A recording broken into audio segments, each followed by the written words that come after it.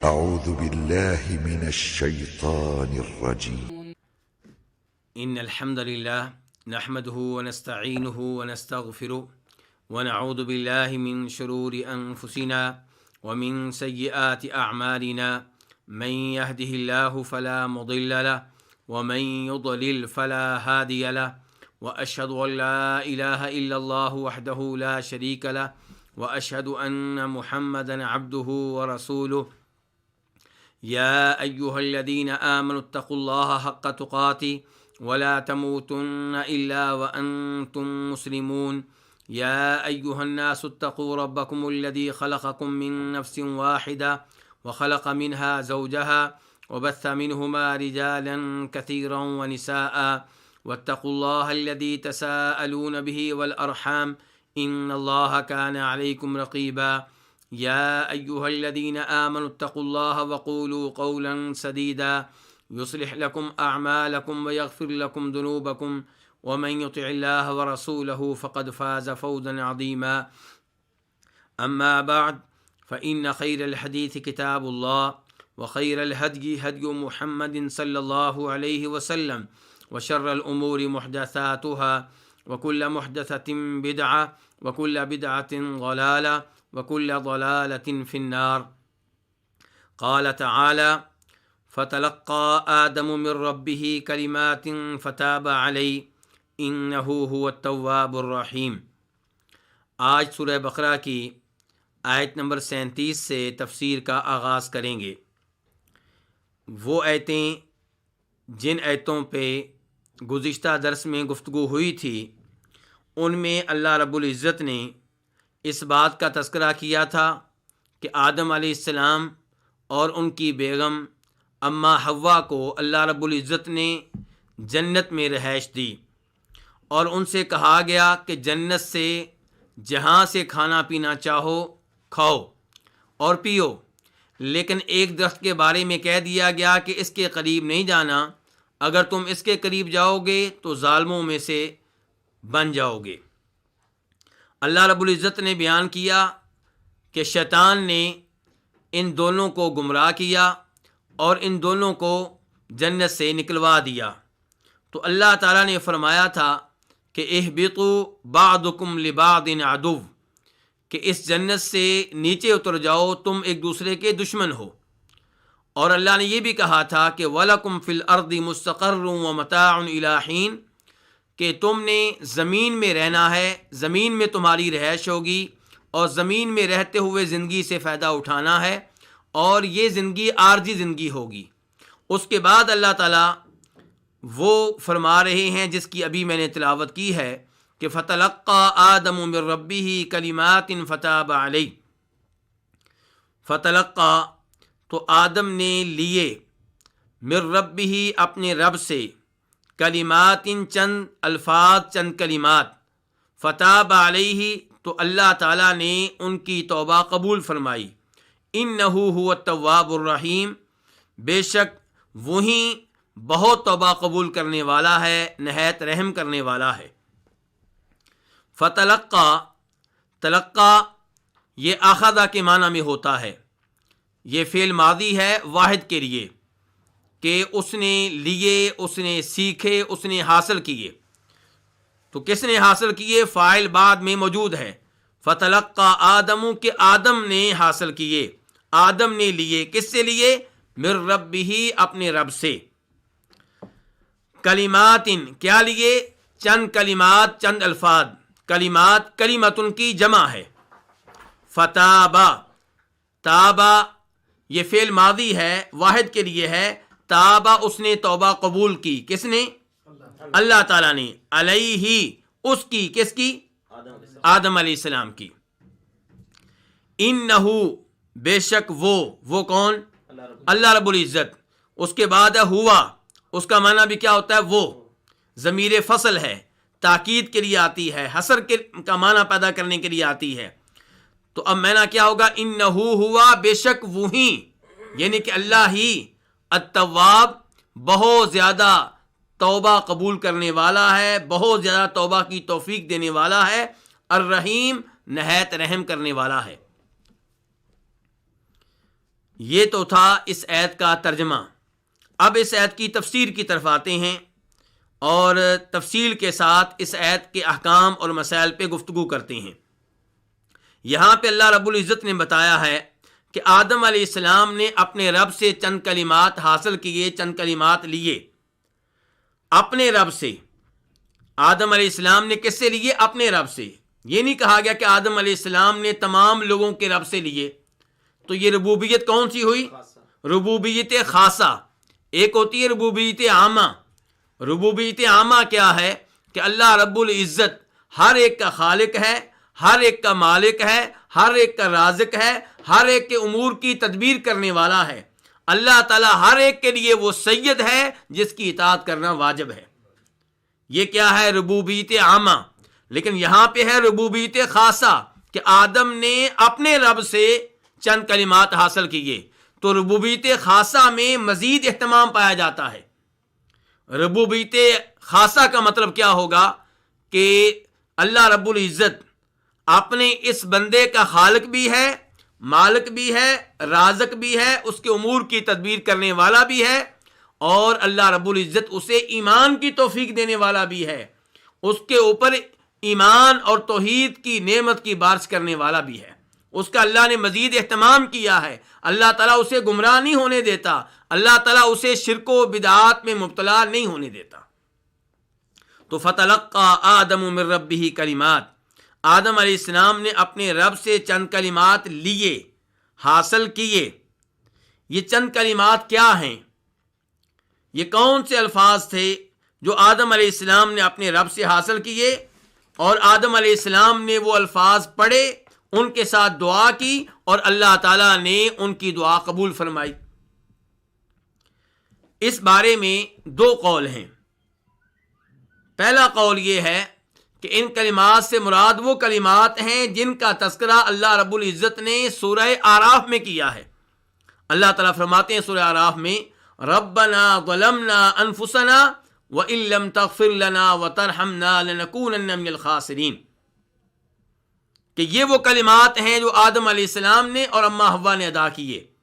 ربنا، اے ہمارے رب، ظلمنا انفسنا، ہم نے اپنے اوپر ظلم کیا ہے، اور اگر تو نے ہماری مغفرت نہ کی، ہم پہ رحم نہ کیا، تو ہم نقصان اٹھانے والوں میں سے ہو جائیں گے۔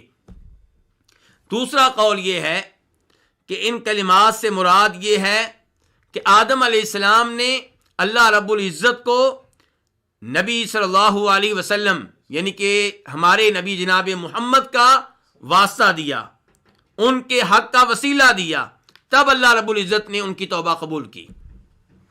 پہلا قول، اس کی دلیل کیا ہے؟ قرآن، یعنی کہ قرآن کی اس آیت کی تفسیر وہ آیت کر رہی ہے جو سورہ اعراف میں آئی ہے۔ اور دوسرا قول، اس کی دلیل کیا ہے؟ اس کی دلیل وہ روایت ہے جس کو امام حاکم اپنی کتاب المستدرک میں لے کر آئے ہیں، اور امام حاکم اس روایت کو کس سے بیان کر رہے ہیں؟ عبد الرحمن بن زید بن اسلم سے۔ عبد الرحمن بن زید بن اسلم کس سے روایت کرتے ہیں؟ اپنے باپ زید بن اسلم سے۔ اور زید بن اسلم کس سے روایت کرتے ہیں؟ اپنے باپ اسلم سے۔ اور اسلم کس سے روایت کرتے ہیں؟ جناب عمر فاروق رضی اللہ تعالیٰ عنہ سے، کہ جناب عمر فاروق کہتے ہیں کہ جب آدم علیہ السلام سے غلطی ہوئی تو انہوں نے اللہ رب العزت سے دعا کی، اللہ رب العزت کو پکارا، اور کیا کہا؟ یا ربی اسألک بحق محمد، اے اللہ میں تجھ سے سوال کرتا ہوں محمد کے حق سے۔ کیا سوال کرتا ہوں؟ کہ تو مجھے معاف کر دے۔ اس روایت میں یہ آتا ہے کہ جب آدم علیہ السلام نے اس انداز سے اللہ رب العزت سے رابطہ کیا، اللہ رب العزت سے دعا کی، تو اللہ رب العزت نے کہا، آدم تمہیں محمد کا علم کیسے ہوا؟ میں نے تو ابھی انہیں پیدا بھی نہیں کیا۔ تو آدم علیہ السلام کہنے لگے، بقول اس روایت کے، آدم علیہ السلام کہنے لگے کہ یا اللہ، جب تو نے مجھے اپنے ہاتھوں سے پیدا کیا، جب تو نے مجھ میں اپنی روح پھونکی، تو میں نے سر اٹھایا، سر اٹھا کر میں نے عرش کے پائے پہ دیکھا تو وہاں پہ لکھا ہوا تھا لا الہ الا اللہ محمد رسول اللہ۔ اس روایت کے الفاظ پہ غور کیجئے گا۔ آدم علیہ السلام بقول اس روایت کے کیا کہہ رہے ہیں کہ میں نے سر اٹھایا تو میری نگاہ عرش کے پائے پہ پڑی اور وہاں پہ کیا لکھا ہوا تھا؟ لا الہ الا اللہ محمد رسول اللہ۔ اس روایت کے مطابق آدم علیہ السلام مزید کہتے ہیں کہ جب میں نے یہ الفاظ پڑھے تو میں نے جان لیا کہ جس شخصیت کا نام اے اللہ تو نے اپنے نام کے ساتھ ملا دیا ہے، یہ وہی شخصیت ہوگی جو تجھے مخلوق میں سب سے بڑھ کر محبوب ہوگی، اسی لیے میں نے ان کا واسطہ دیا۔ تو اللہ رب العزت نے اس کے جواب میں کہا کہ ہاں آدم تم ٹھیک کہہ رہے ہو، تم درست کہہ رہے ہو، اور جب بھی مجھ سے دعا کرنی ہو محمد کے حق سے کرنا صلی اللہ علیہ وسلم، میں نے تمہیں معاف کیا، اور اگر محمد نہ ہوتے تو میں تمہیں پیدا ہی نہ کرتا۔ اس روایت کو کون سے امام نے بیان کیا ہے جی؟ امام حاکم نے اپنی کون سی کتاب میں؟ المستدرک میں۔ اور امام حاکم اس روایت کو بیان کرنے کے بعد کہتے ہیں صحیح الاسناد، کہ اس کی سند بالکل ٹھیک ہے، درست ہے۔ امام ذہبی رحمہ اللہ کا نام آپ لوگوں نے سنا ہوگا، ایک بڑے امام ہیں، بڑے محدث ہیں۔ انہوں نے امام حاکم کی ان روایات کا جائزہ لیا ہے جن کو وہ اپنی کتاب المستدرک میں لے کر آئے ہیں۔ ان روایات کا جائزہ لیتے ہوئے جب اس روایت تک پہنچتے ہیں جس کا بھی میں نے تذکرہ کیا ہے، تو امام حاکم کہتے ہیں کہ صحیح الاسناد، کہ یہ روایت بالکل صحیح سند کے ساتھ ہے۔ امام ذہبی کہتے ہیں نہیں ایسی بات نہیں ہے، موضوع، یہ روایت وضع کردہ ہے، من گڑت ہے، خود ساختہ ہے۔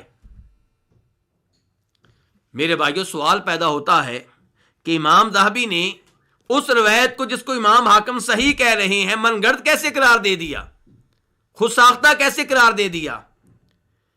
تو گزارش یہ ہے کہ میں نے بیان کیا تھا کہ اس روایت کے بیان کرنے والوں میں ایک راوی ہے جس کا نام ہے عبد الرحمن بن زید بن اسلم۔ یہ عبد الرحمن بن زید بن اسلم وہ راوی ہے جس کے بارے میں خود امام حاکم اپنی کتاب المدخل الی معرفت الصحیح من السقیم میں فرماتے ہیں کہ یہ عبد الرحمن بن زید بن اسلم وہ ہے کہ جو یروی عن ابیہ احادیث موضوعہ، یہ من گڑت روایتیں بیان کرتا ہے اور بیان کرتے ہوئے کہتا ہے کہ میں نے یہ روایتیں کس سے لی ہیں؟ اپنے والد سے لی ہیں۔ امام حاکم کہتے ہیں کہ وہ لوگ جو فن حدیث کے ماہر ہیں، اگر وہ ان روایات پہ غور و فکر کریں جن کو یہ اپنے باپ سے بیان کرتا ہے، تو آپ کو معلوم ہوگا کہ ان میں سے جو من گڑت روایات ہیں انہیں گڑنے کی ذمہ داری اسی پہ عائد ہوتی ہے، کسی اور پہ نہیں۔ یعنی کہ ان روایات کو گڑنے والا، انہیں اپنے گھر میں بیٹھ کر ترتیب دینے والا اور پھر نبی علیہ الصلوۃ والسلام کی طرف منسوب کرنے والا کون ہے؟ عبد الرحمن بن زید بن اسلم ہے۔ یہ کون کہہ رہے ہیں؟ یہ خود امام حاکم کہہ رہے ہیں۔ تو خود امام حاکم کے ان الفاظ سے پتہ چلا کہ عبد الرحمن بن زید بن اسلم اپنے باپ سے من گڑت روایتیں بیان کرتا ہے، اور یہ روایت جس میں آیا ہے کہ آدم علیہ السلام نے توبہ کرتے ہوئے اللہ تعالیٰ کو واسطہ دیا تھا ہمارے نبی جناب محمد صلی اللہ علیہ وسلم کے حق کا، اس کا راوی کون؟ عبد الرحمن بن زید بن اسلم، اور کس سے روایت کر رہا ہے؟ اپنے باپ سے۔ تو اس لیے صحیح بات یہ ہے کہ روایت من گڑت ہے، خود ساختہ ہے، نبی علیہ الصلوۃ والسلام سے ثابت نہیں ہے، جبکہ ہمارے پاس قرآن کی آیت موجود ہے۔ قرآن پاک کی آیت سے بہتر تفسیر کیا ہوگی؟ اللہ تعالیٰ سورہ اعراف میں خود بیان کر رہے ہیں کہ آدم علیہ السلام اور اما حوا نے یہ الفاظ کہے تھے، ربنا ظلمنا انفسنا وان لم تغفر لنا وترحمنا لنکونن من الخاسرین۔ ان الفاظ کے ذریعے انہوں نے اللہ رب العزت سے توبہ کا سوال کیا تھا، توبہ کی درخواست کی تھی۔ اور یہ روایت جس میں دعویٰ کیا گیا ہے کہ آدم علیہ السلام نے اللہ رب العزت کو ہمارے نبی کے حق کا واسطہ دیا تھا، یہ ثابت نہیں ہے، اور اللہ رب العزت کو مخلوق میں سے کسی کا واسطہ دینا، کسی کی جا کا، کسی کی ذات کا، کسی کے حق کا، یہ قرآن و حدیث سے ثابت نہیں ہے۔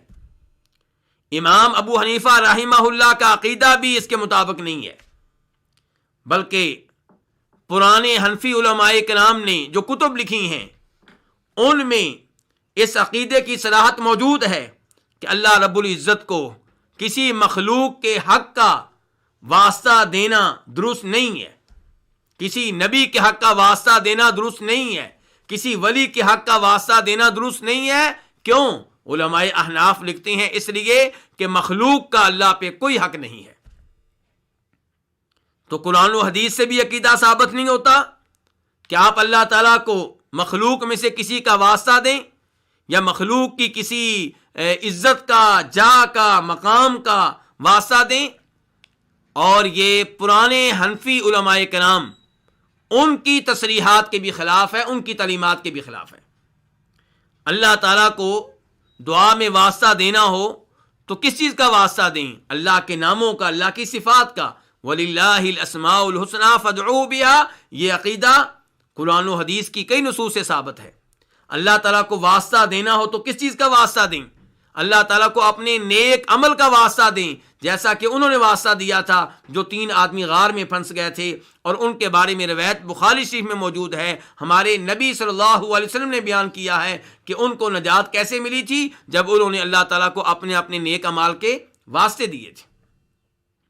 اللہ تعالیٰ سے دعا کرتے ہوئے، اللہ تعالیٰ سے اپنی درخواست منظور کروانے کے لیے آپ کسی زندہ آدمی کی دعا کو بھی وسیلہ بنا سکتے ہیں۔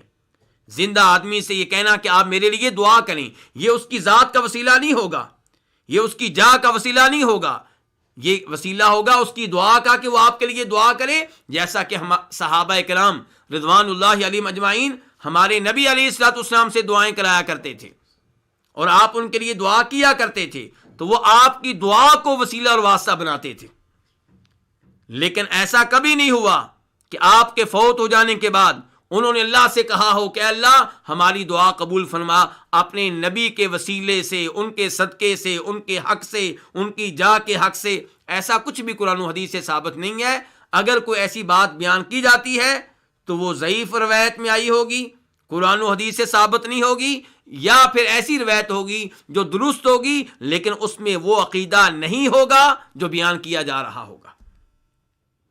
تو خلاصہ کلام یہ ہے کہ فتلقى آدم من ربه کلمات، جن کلمات کے ذریعے آدم علیہ السلام نے اللہ سے توبہ کی، کون سے کلمات تھے؟ ربنا ظلمنا انفسنا۔ اور آپ ایک اور بات نوٹ کریں گے، یہاں پہ اللہ تعالیٰ کہہ رہے ہیں آدم علیہ السلام نے یہ کلمات اپنے رب سے لیے، اپنے رب سے لیے، حاصل کیے، سیکھے۔ اور من گڑت روایت میں کیا آیا کہ اللہ نے پوچھا کہ آدم تمہیں محمد کا علم کیسے ہوا جن کے حق کا مجھے واسطہ دے رہے ہو؟ تو بقول اس من گڑت روایت کے آدم علیہ السلام نے کہا کہ یا اللہ جب تو نے مجھے پیدا کیا تھا میری نگاہ تیرے عرش کے پائے پہ پڑی تھی، وہاں پہ لکھا ہوا تھا لا الہ الا اللہ محمد رسول اللہ، تو میں نے جان لیا کہ جن کا نام تو نے اپنے نام کے ساتھ ملا دیا ہے یہ وہی ہے جو مخلوق میں تجھے سب سے زیادہ محبوب ہے، اس لیے میں نے ان کا واسطہ دیا ہے۔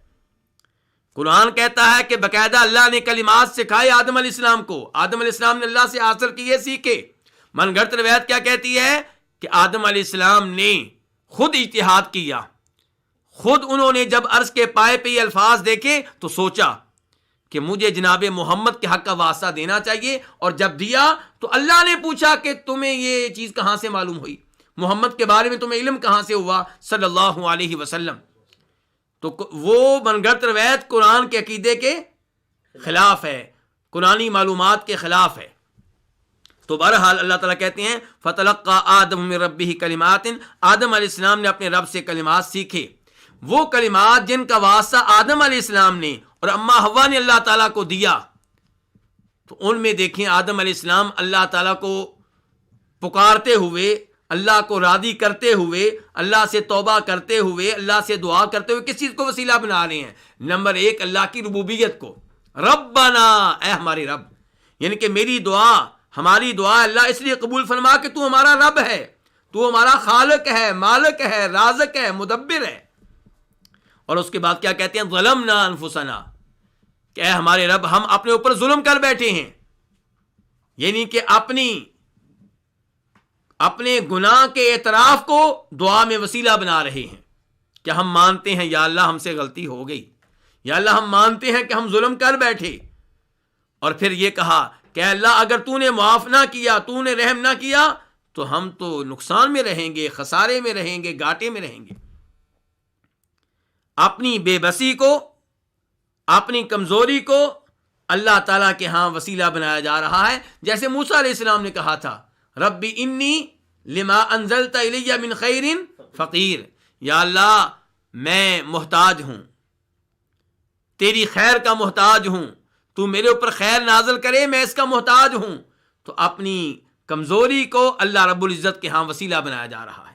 تو یہ انداز اختیار کیا ہے آدم علیہ السلام نے اور اماں حوا نے، تو اللہ تعالیٰ سے ان الفاظ کے ذریعے انہوں نے توبہ کی ہے۔ فتاب علیہ، تو اللہ نے ان کی توبہ قبول کی۔ اس کے بعد اللہ تعالیٰ فرماتے ہیں انہ هو التواب الرحیم، بے شک وہی، یہ جملہ تعلیلیہ ہے، کیونکہ وہی، بے شک وہی، التواب، تواب مبالغے کا صیغہ ہے، بہت زیادہ توبہ قبول کرنے والا، بہت زیادہ توبہ کی توفیق دینے والا۔ اس آیت میں دو اللہ کے نام آئے، ایک تواب اور ایک الرحیم۔ ایک کیا نام ہے؟ تواب، اور ایک الرحیم۔ اور کسی بھی آیت کے آخر میں جو نام آتے ہیں ان کا اس مضمون سے گہرا تعلق ہوتا ہے جو پہلے گزرا ہوتا ہے۔ تو یہاں پہ توبہ کا تذکرہ آیا کہ آدم علیہ السلام کی توبہ اللہ نے قبول کی، تو اللہ نے کہا میں بہت توبہ قبول کرنے والا ہوں، بہت رحم کرنے والا ہوں۔ تواب مبالغے کا صیغہ ہے، لوگ بار بار غلطیاں کرتے ہیں، بار بار توبہ کرتے ہیں، اللہ تعالیٰ بار بار توبہ قبول کرتا ہے۔ اور یاد رکھیے گا اللہ تعالیٰ کی توبہ دو طرح سے ہے، اللہ تعالیٰ تواب دو طرح سے ہیں۔ نمبر ایک، اللہ تعالیٰ بندے کو توبہ کی توفیق دیتے ہیں، اللہ تعالیٰ اس لحاظ سے تواب ہیں۔ نمبر دو، اللہ تعالیٰ بندے کی توبہ قبول کرتے ہیں، اس لحاظ سے بھی اللہ تعالیٰ تواب ہیں۔ تو پھر اللہ تعالیٰ رحیم ہوئے کہ پہلے بندے کو توبہ کی توفیق دیتے ہیں، اسے سکھاتے ہیں کہ توبہ کر لو، مجھے پکارو، یہ الفاظ کہو، میں تمہاری توبہ قبول کر لوں گا، اور پھر اللہ توبہ قبول کرتے ہیں۔ آپ دیکھیے سورہ توبہ کو، سورہ توبہ میں اللہ تعالیٰ فرماتے ہیں ان 3 صحابیوں کا تذکرہ کرتے ہوئے جو غزوہ تبوک سے پیچھے رہ گئے تھے، اور پھر ان کا بائیکاٹ کیا گیا۔ کتنے دن بائیکاٹ رہا؟ 50 دن۔ کوئی بھی ان کو بلانے کے لیے، ان سے گفتگو کرنے کے لیے تیار نہیں تھا۔ یہ وہ 3 لوگ تھے جو بغیر کسی عذر کے غزوہ تبوک سے پیچھے رہے۔ غزوہ تبوک سے پیچھے رہنے والے ان کے علاوہ بھی کئی لوگ تھے، لیکن وہ کیا تھے؟ منافق تھے۔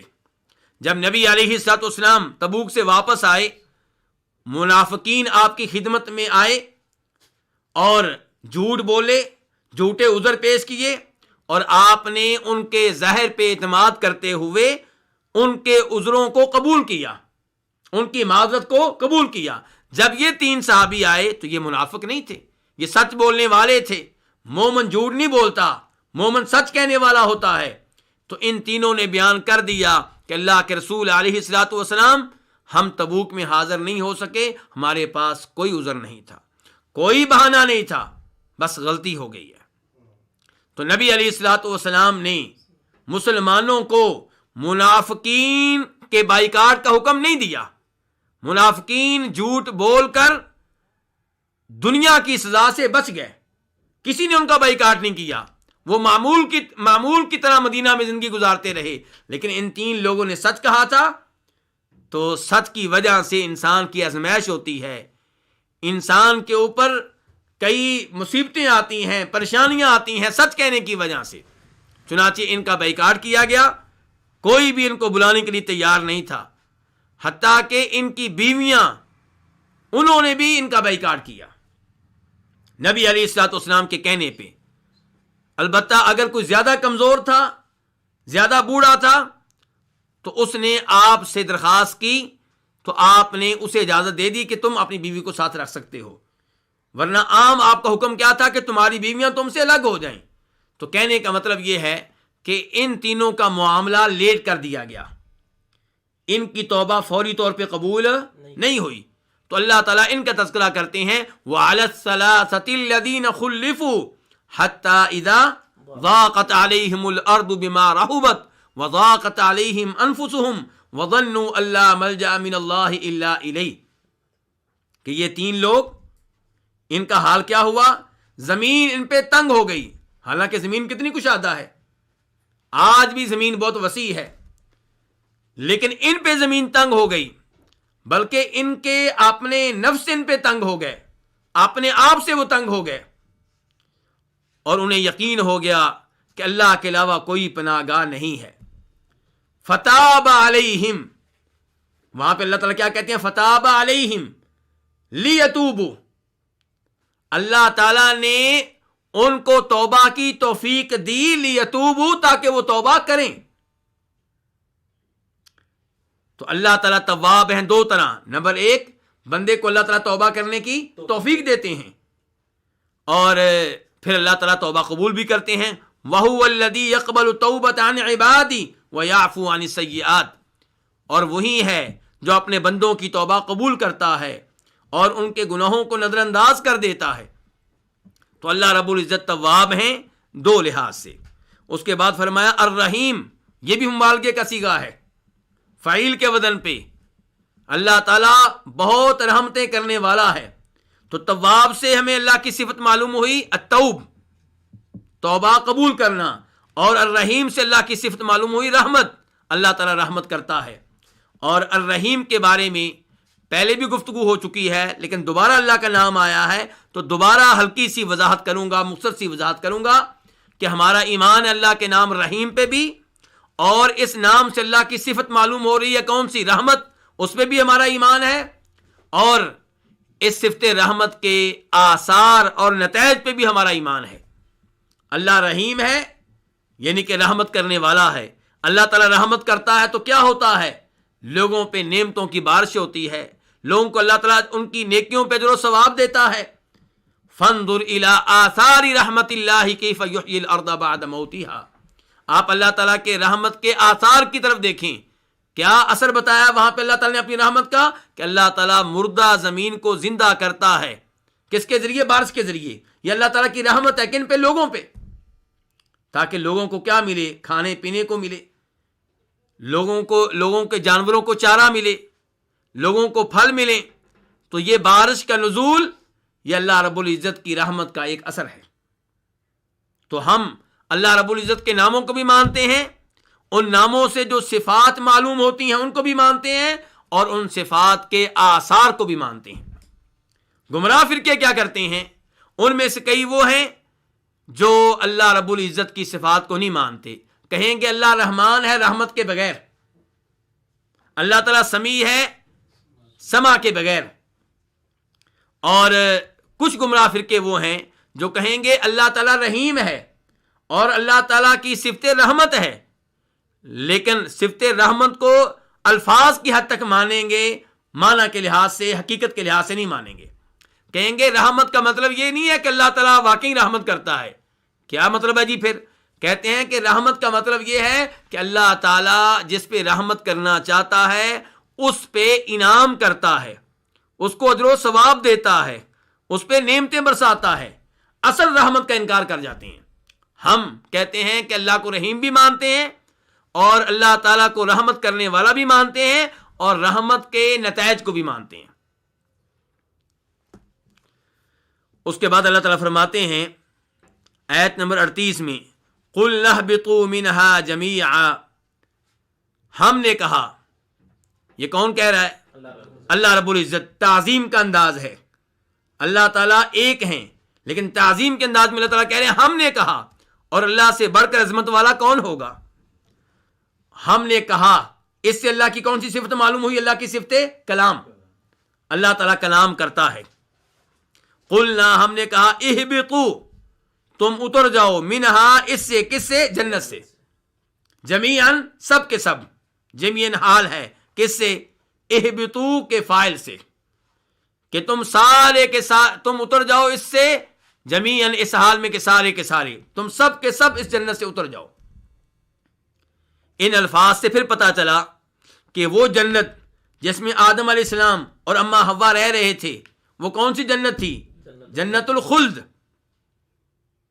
وہی جنت جس میں بعد میں مسلمانوں نے داخل ہونا ہے اللہ کے فضل و کرم سے۔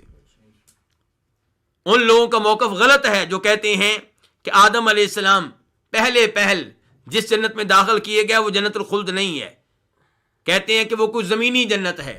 یہاں پہ اللہ تعالیٰ کہہ رہے ہیں اتر جاؤ، اس کا مطلب ہے جنت کہاں تھی؟ اوپر تھی، آسمانوں پہ تھی۔ قُلْ نَهْبِطُوا مِنْهَا جَمِيعًا، تم سارے کے سارے اس سے اتر جاؤ۔ کون مخاطب ہیں؟ آدم علیہ السلام، اما حوا۔ وہ دو ہیں کہ تین ہیں؟ دو۔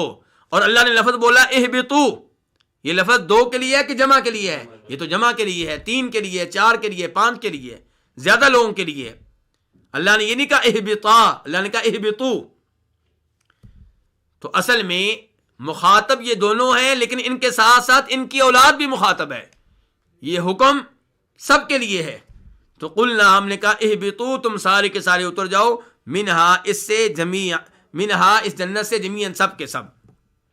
اب یہاں پہ سوال یہ پیدا ہوگا کہ یہ بات تو اللہ پہلے بھی کہہ چکے تھے، اہبطوا بعضکم لبعض عدو، اتر جاؤ تم سب کے سب، تم ایک دوسرے کے کیا ہو؟ دشمن ہو۔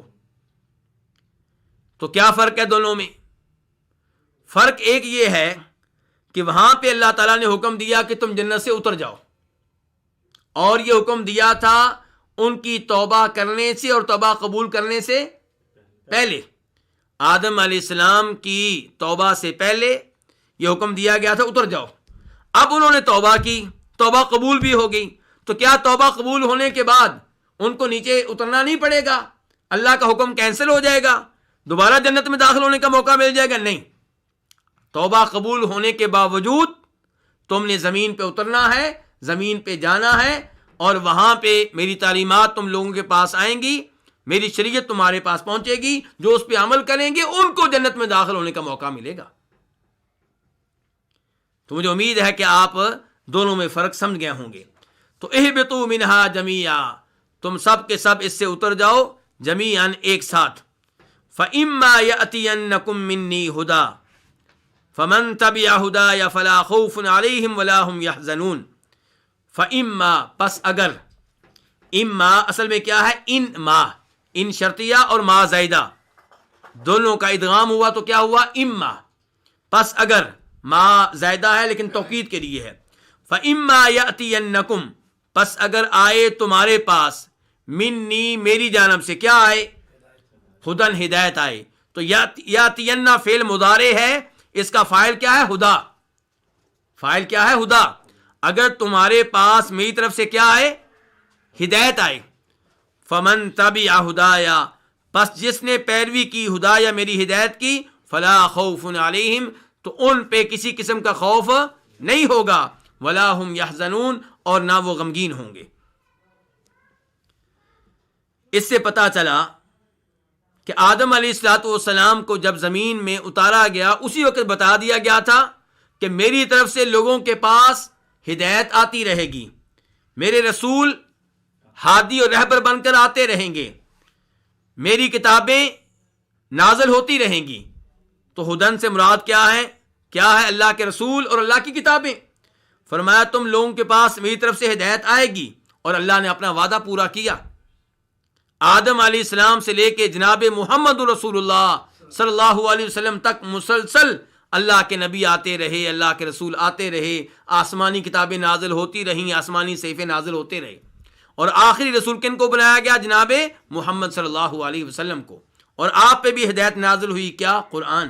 اور آپ خود بھی ہادی ہیں، آپ خود بھی ہادی، اور جو قرآن آپ پہ نازل ہوا وہ بھی ہادی۔ تو اس کے بعد اب کوئی نبی نہیں آئے گا، کوئی رسول نہیں آئے گا، اب آسمانوں سے کوئی کتاب نازل نہیں ہوگی۔ فَإِمَّا يَأْتِيَنَّكُم مِّنِّي هُدًى فَمَن تَبِعَ هُدَايَ، تو جو پیروی کریں گے میری ہدایت کی، تو ان پہ کوئی ڈر نہیں ہوگا، نہ وہ غمگین ہوں گے۔ اللہ رب العزت نے اسی سے ملتے جلتے الفاظ کہیں سورہ آل عمران میں، قُلْ إِن كُنتُمْ تُحِبُّونَ اللَّهَ فَاتَّبِعُونِي، اگر تم اللہ سے محبت کرتے ہو تو میرے رسول محمد کی کیا کرو؟ پیروی کرو۔ یہاں پہ کیا کہا؟ فمن تبع ہدایا، جو میری ہدایت کی پیروی کرے۔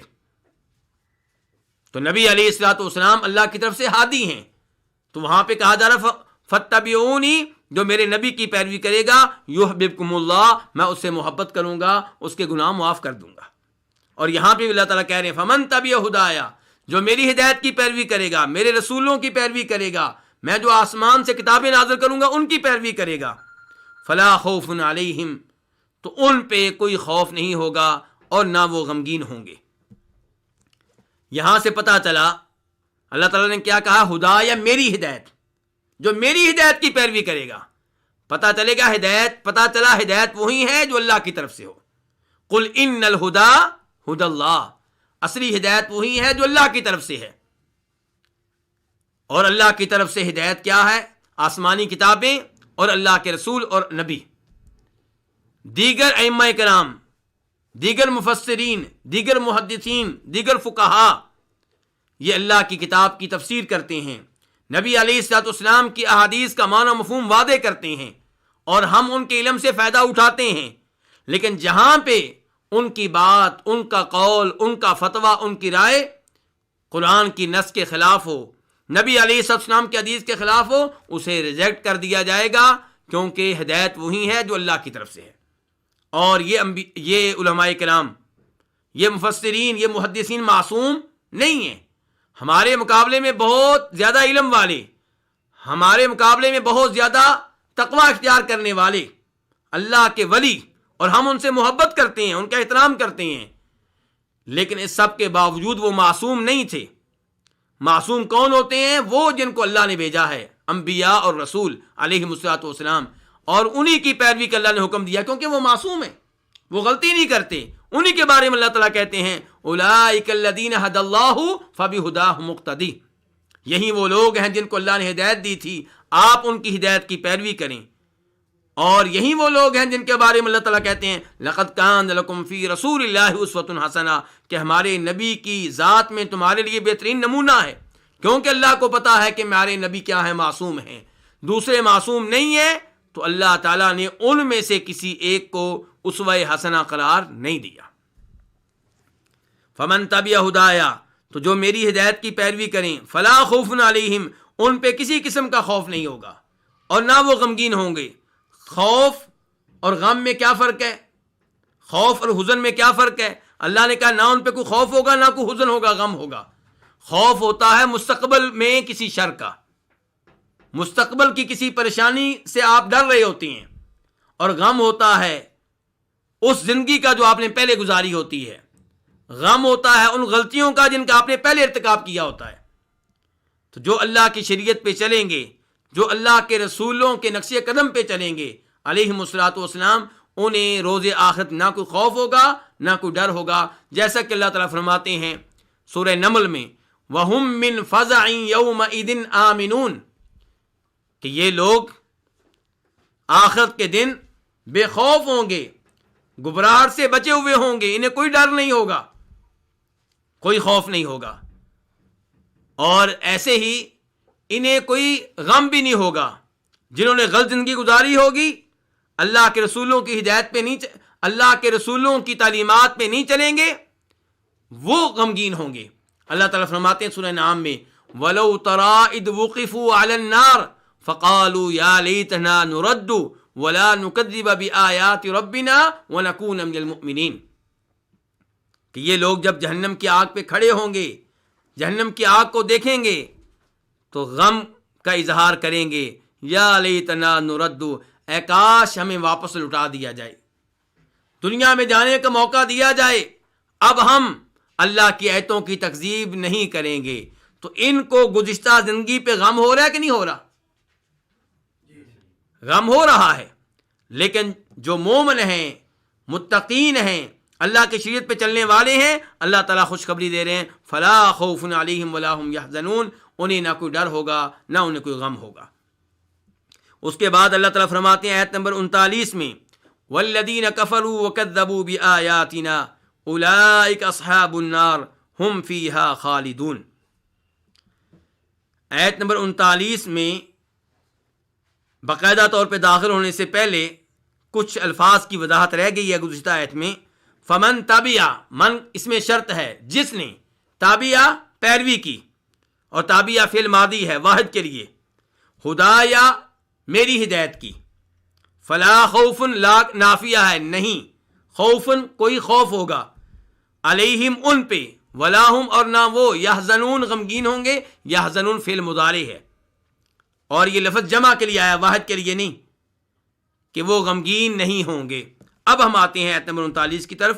والذین کفروا, الذی اور وہ لوگ جنہوں نے کفر کیا, وکذبوا بآیاتنا اور انہوں نے ہماری آیتوں کی تکذیب کی, اولئک اصحاب النار یہی لوگ ہیں آگ والے, ہم وہ فیہا اس آگ میں, خالدون ہمیشہ ہمیشہ رہیں گے. الذین کیا ہے, اسم موصول ہے, اور وہ لوگ کفروا جنہوں نے کفر کیا. کفر کس کے ساتھ؟ اللہ کی ہدایت کے ساتھ. اللہ نے بتایا میں ہدایت بھیجوں گا, تو اللہ نے بتایا جو میری ہدایت کی پیروی کریں گے, میرے رسولوں کی بات مانیں گے, میری کتابوں پہ چلیں گے, میری کتابوں کی تصدیق کریں گے, ان کے احکام کو بجا لائیں گے, فلا خوف علیہم ولا هم یحزنون, ان پہ کوئی ڈر نہیں ہوگا اور وہ غمگین نہیں ہوں گے. اب اللہ بتا رہے ہیں ان کے بارے میں جو اللہ تعالیٰ کی ہدایت کی پرواہ نہیں کریں گے, ان کے ساتھ کفر کریں گے, ان پہ ایمان نہیں لائیں گے, نہ اللہ کے نبیوں پہ ایمان, نہ اللہ کی کتابوں پہ ایمان. والذین کفروا اور وہ لوگ جنہوں نے کفر کیا, وکذبوا بآیاتنا اور ہماری آیتوں کی کیا کی, تکذیب کی, تصدیق کی بجائے تکذیب کی, انہیں غلط قرار دیا, ہمارے نبیوں کو جھوٹا قرار دیا, ہماری طرف سے نازل کردہ کتابوں کی تصدیق کی بجائے کہنے لگے یہ تو کسی بشر کا کلام ہے, یہ اللہ کا کلام نہیں ہے, یا ان میں جو احکام دیے گئے انہیں غلط قرار دیا. تو فرمایا والذین کفروا اور وہ لوگ جنہوں نے کفر کیا, وکذبوا بآیاتنا اور انہوں نے ہماری آیتوں کی تکذیب کی. آیات, آیتن کی جمع ہے, آیتن نشانی کو کہتے ہیں, علامت کو کہتے ہیں. آیات کا لفظ کس چیز پہ بولا جاتا ہے؟ اللہ تعالیٰ کے کلام کے کئی فکروں پہ, جملوں پہ. قرآن کریم میں 114 صورتیں ہیں اور ہر صورت میں کئی آیات ہیں, ان کو کہتے ہیں شرعی آیات, اور کچھ ہوتی ہیں کونی آیات, کائنات میں اللہ کی نشانیاں, سورج, چاند, دن اور رات, پانی, پہاڑ, یہ سب چیزیں اللہ تعالیٰ کی کائناتی نشانیاں ہیں, کونی نشانیاں ہیں, جن سے پتہ چلتا ہے کہ اللہ تعالیٰ ہے اور وہ یہ نظام چلا رہا ہے, اسی لیے اس نظام میں کوئی ٹکراؤ نہیں ہے. تو ان کو کہا جاتا ہے اللہ تعالیٰ کی کائناتی اور کونی نشانیاں. اور یہاں پہ کہا گیا وکذبوا بآیاتنا, تو یہ کون سی نشانیوں کا تذکرہ ہو رہا ہے؟ قرآن میں آئی اللہ تعالیٰ کی آیات, فمن تبع ہدایا, اللہ تعالیٰ نے کہا جس نے میری ہدایت کی پیروی کی, ان کے میری جو کتابیں نازل ہوں گی ان میں جو میری آیتیں ہوں گی ان کی جس نے تکذیب کی, فاولئک اصحاب النار, یہ لوگ کہاں جائیں گے؟ جہنم میں جائیں گے. تو الذین کیا تھا؟ اسم موصول جمع کے لیے, واحد کے لیے کیا ہوتا ہے؟ الذی. کفروا یہ جمع کے لیے ہے اور فعل ماضی ہے, جنہوں نے کفر کیا. وکذبوا یہ بھی کیا ہے؟ فعل ماضی ہے جمع کے لیے, اور جنہوں نے تکذیب کی, بآیاتنا ہماری آیتوں کی. اولئک اس میں اشارہ ہے جمع کے لیے, یہی لوگ ہیں اصحاب الناری, جہنم والے. اصحاب کس کی جمع ہے؟ صاحب کی. جہنم کی صحبت اختیار کرنے والے, جہنم میں رہنے والے. یہ لفظ دلالت کر رہا ہے کہ یہ پکے جہنمی ہیں, جہنم سے نکل نہیں سکیں گے, جہنم کے ساتھی ہیں باقاعدہ. کئی گناہگار اور فاسق اور فاجر مسلمانوں کو جہنم کی آگ میں ڈالا جائے گا, لیکن انہیں اصحاب النار نہیں کہا جائے گا, کیونکہ وہ عارضی طور پہ داخل ہوں گے, انہیں نکال لیا جائے گا جب ان کی سزا پوری ہو جائے گی, یا کسی نبی کی شفاعت کی وجہ سے, یا کسی فرشتے کی شفاعت کی وجہ سے, یا اللہ تعالیٰ خود اپنی خاص رحمت کی وجہ سے. لیکن جن کو اصحاب النار کہا گیا یہ کون ہے؟ کافر, جہنم کے ساتھی, جنہوں نے پکا جہنم میں رہنا ہے, ان کو کہا گیا اولئک اصحاب النار, یہ ہیں جہنم والے. ہم فیہا خالدون, وہ اس میں, ہم وہ, فیہا اس میں, کس میں؟ اس آگ میں. ضمیر کدھر جا رہی ہے؟ النار کی طرف. اور النار یہ لفظ عربی میں مؤنث ہوتا ہے, مؤنث سماعی, عربوں سے اس کو سنا گیا کہ اس کو مؤنث پڑھتے ہیں, تو اسی لیے فیہا میں ضمیر جو آئی ہے مؤنث آئی ہے. ہم یہ کافر, یہ ہماری آیتوں کی تکذیب کرنے والے جہنم میں جائیں گے, اور جہنم میں ہم فیہا اس آگ میں خالدون ہمیشہ ہمیشہ رہیں گے. خالدون خالد کی جمع ہے، ہمیشہ رہنے والا. خالدون جمع کا لفظ آیا کہ یہ ہمیشہ ہمیشہ رہیں گے، یعنی کہ اس آگ سے نکل نہیں سکیں گے.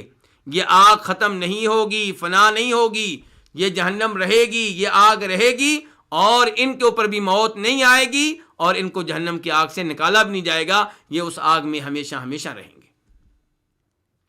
اس کے بعد اللہ تعالیٰ فرماتے ہیں یا بنی اسرائیل اذکروا نعمتی التی انعمت علیکم وَأَوْفُوا بِعَهْدِي أُوفِ بِعَهْدِكُمْ وَإِيَّايَ فَارْهَبُونَ. یہ آیت نمبر 40 ہے. آپ لوگوں کو یاد ہوگا آیت نمبر 21 میں اللہ رب العزت نے مخاطب کیا تھا کن کو؟ تمام لوگوں کو. کہا تھا یا ایھا الناس اعبدوا ربکم، اے لوگو عبادت کرو اپنے اس رب کی جو تمہارا خالق ہے، تمہارے آباء و اجداد کا بھی خالق ہے. اور یہاں پہ اللہ تعالیٰ نے تمام لوگوں کو مخاطب نہیں کیا. کن کو مخاطب کیا ہے؟ بنی اسرائیل کو.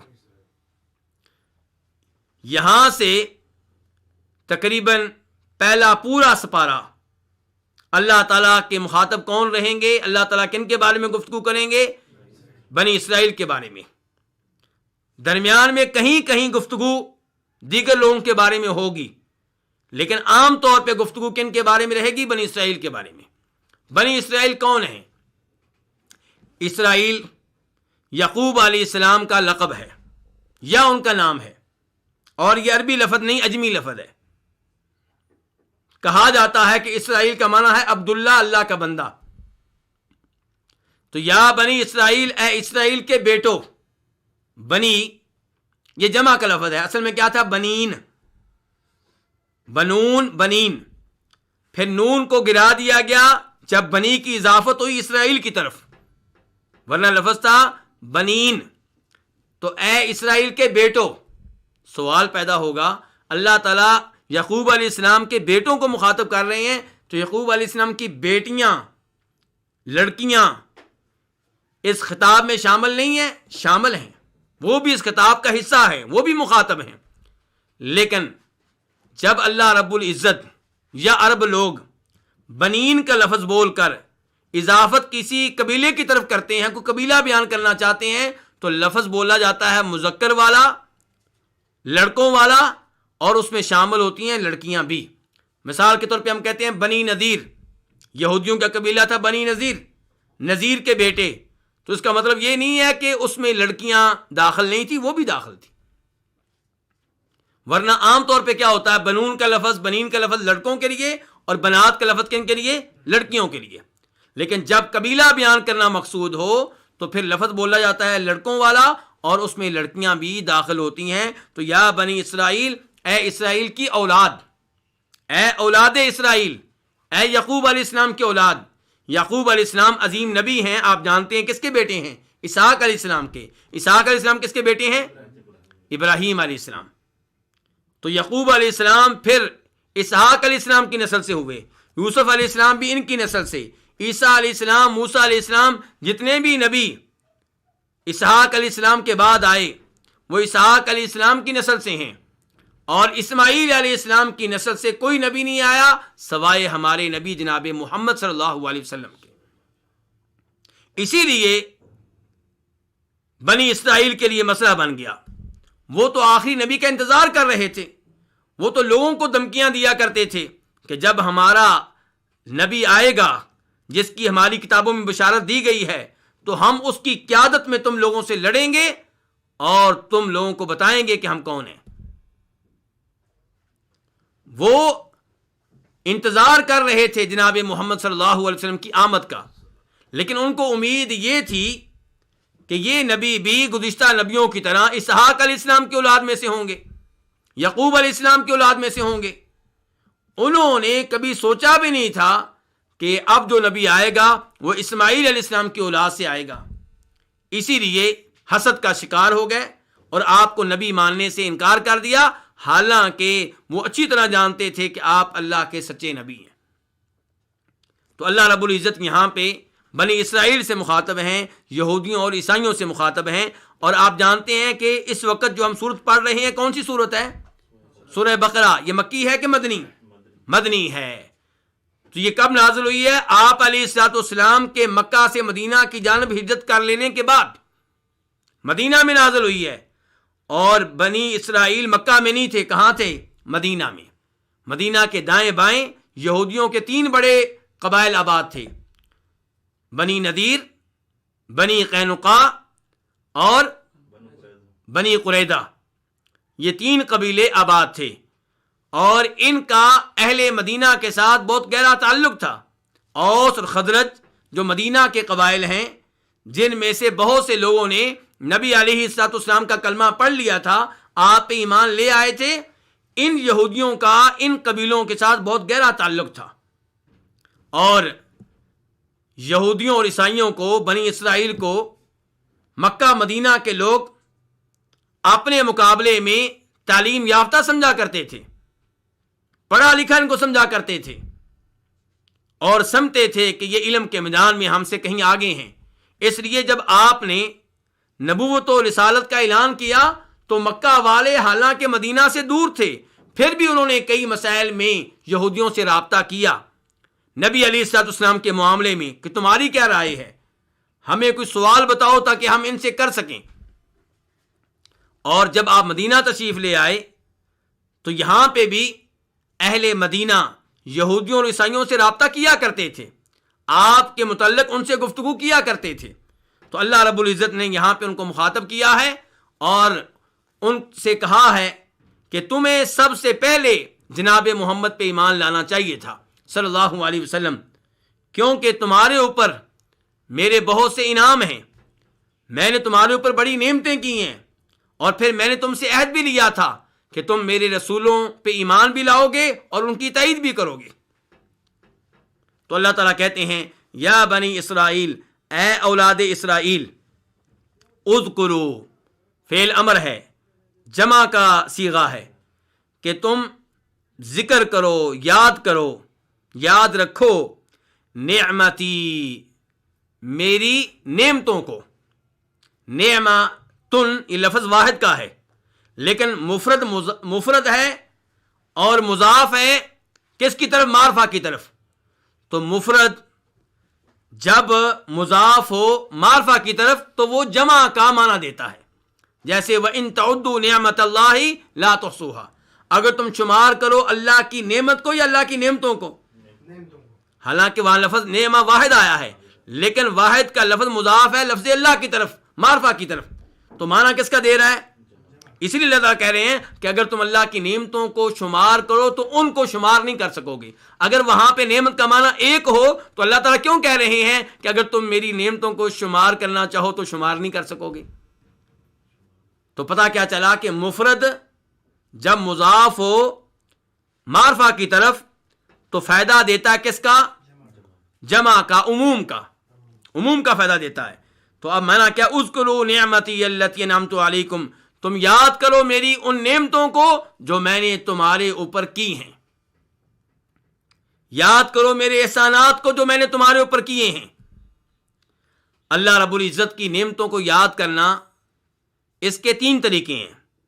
نمبر 1، زبان سے ماننا کہ یہ اللہ کی نعمت ہے. میرے پاس جو اولاد ہے کس کی نعمت ہے؟ اللہ کی، اللہ نے دی ہے، اللہ دیتا ہے، پیران دیتا نہیں. کس نے دیا ہے؟ اللہ نے دیا ہے.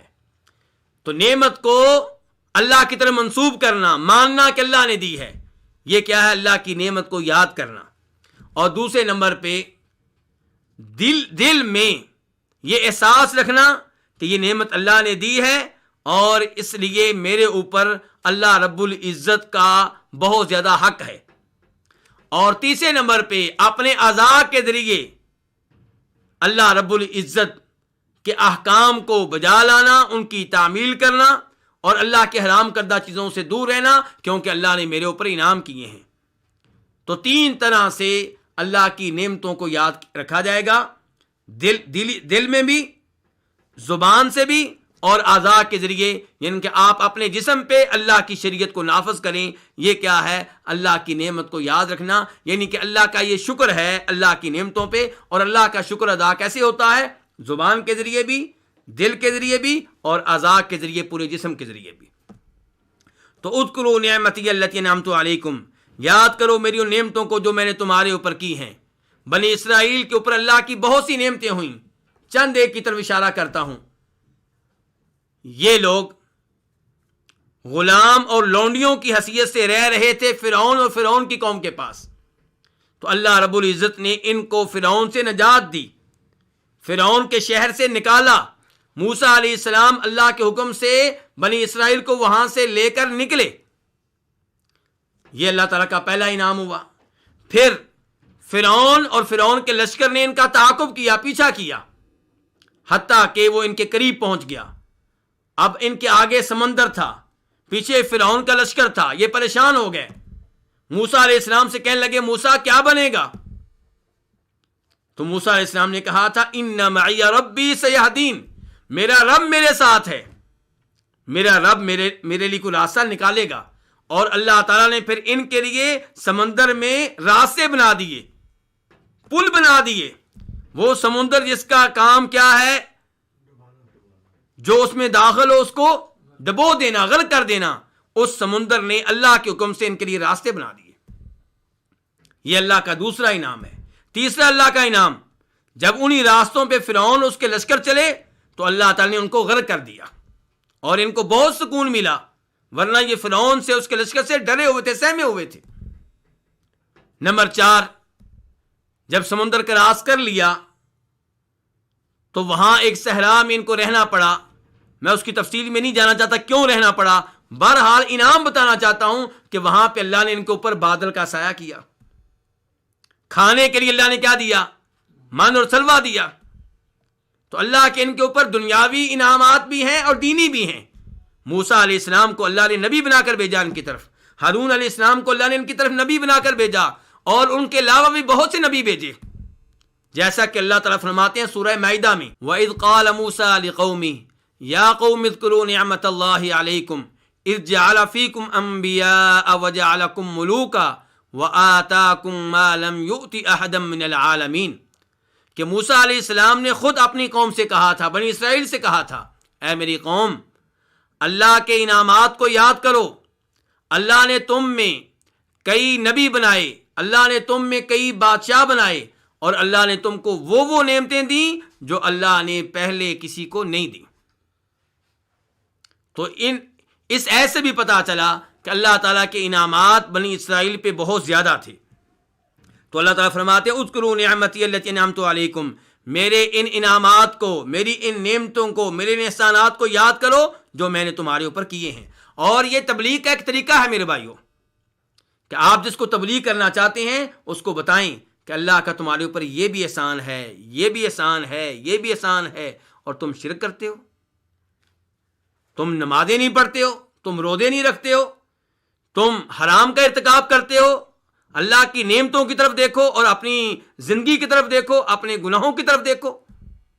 یہی انداز یہاں پہ ہے. اذکروا نعمتی التی انعمت علیکم، میرے انعامات کو یاد کرو جو میں نے تمہارے اوپر کیے ہیں. وَأَوْفُوا بِعَهْدِي، وَأَوْفُوا، اوفو یہ کیا ہے؟ فعل امر جمع کے لیے. اوفو تم پورا کرو، بعہدی میرے عہد کو، اوفی میں پورا کروں گا.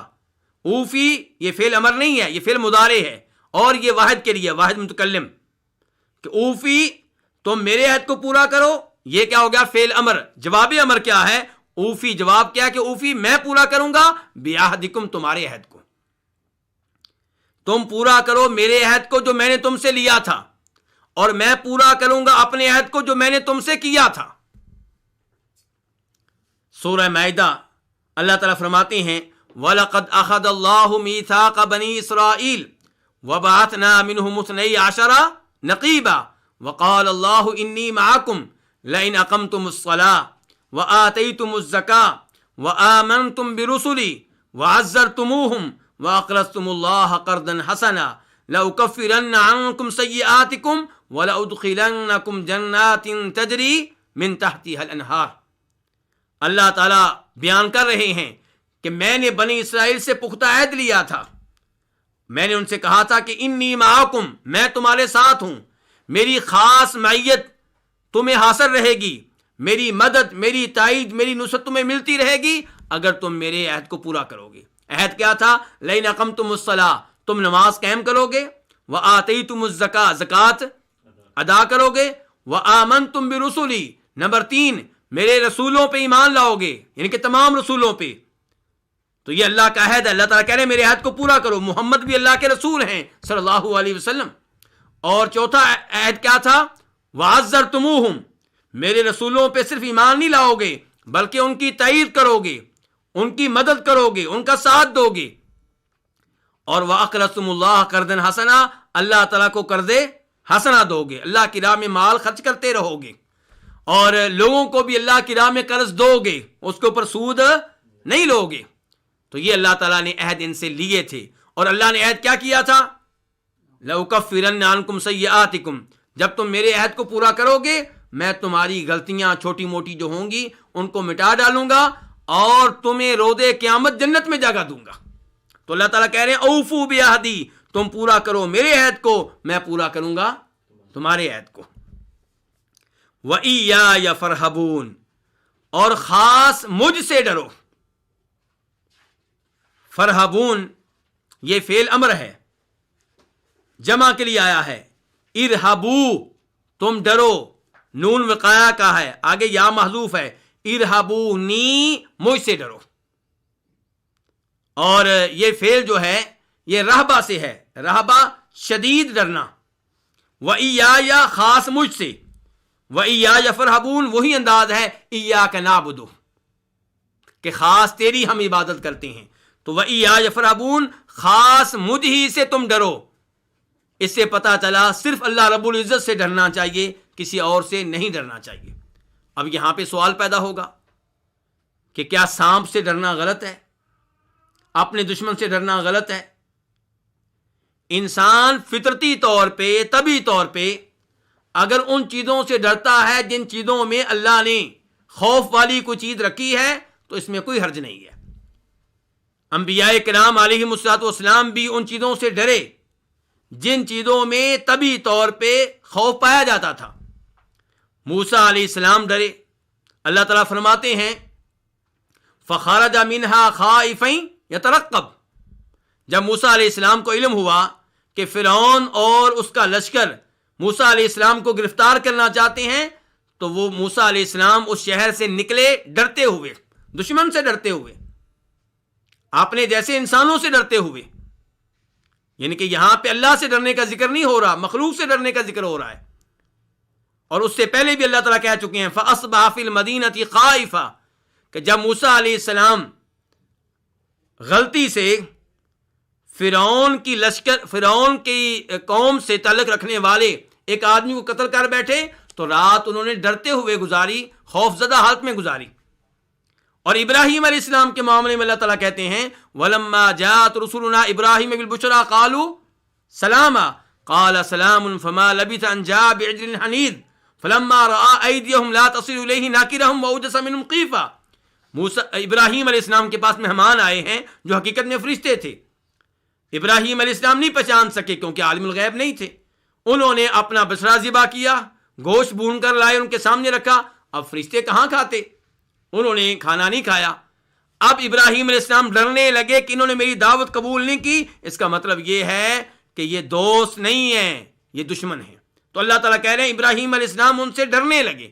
اللہ رب العزت نے ابراہیم علیہ السلام کے ان سے ڈرنے کا تذکرہ کیا، اور وہ کون ہے؟ فرشتے. تو وہ چیزیں جن میں طبعی طور پہ اللہ نے ڈر رکھا ہے تو ان سے ڈرنا یہ شریعت کے خلاف نہیں ہے. لیکن کسی سے ایسے ڈرنا جیسے اللہ رب العزت سے ڈرا جاتا ہے، یہ انسان کو شرک کی حدود میں داخل کر دیتا ہے. آپ کسی سے جو فوت ہو چکا ہے، جو قبر میں مدفون ہے، ایسے ڈریں غیبانہ طور پہ جیسے اللہ تعالیٰ سے ڈرا جاتا ہے، یہ چیز انسان کو شرک کی حد میں داخل کر دیتی ہے. کیونکہ یہاں ڈرنے والی کوئی بات نہیں ہے.